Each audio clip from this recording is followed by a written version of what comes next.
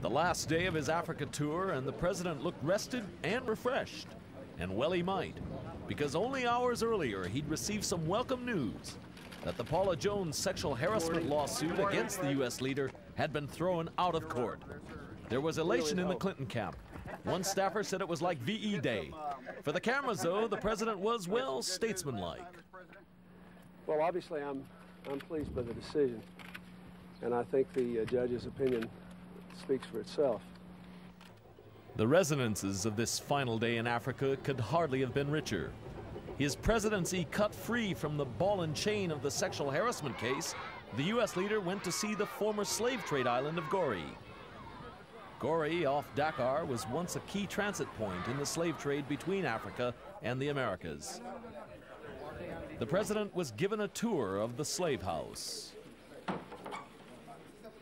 a place that to this day bears chilling testimony to one of the darkest chapters in African and American history.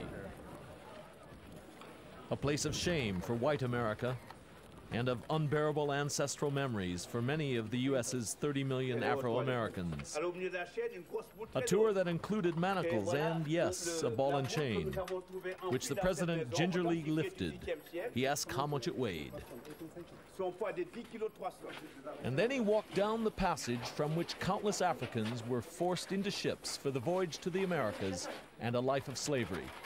And then it was time to reflect on what he'd seen and to draw together the threads of what has been an unquestionably successful presidential visit. Now is the time to complete the circle of history, to help Africa to fulfill its promise, not only as a land of rich beauty, but as a land of rich opportunity for all its people.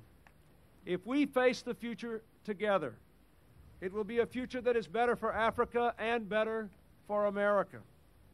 So we leave Goree Island today, mindful of the large job still to be done, proud of how far we have come, proud of how far Africa has come, determined to succeed in building a bright common destiny whose door is open to all. And then one last walkabout, doing what this president does best, meeting the people, pressing the flesh. All in all, a red-letter day for the comeback kid.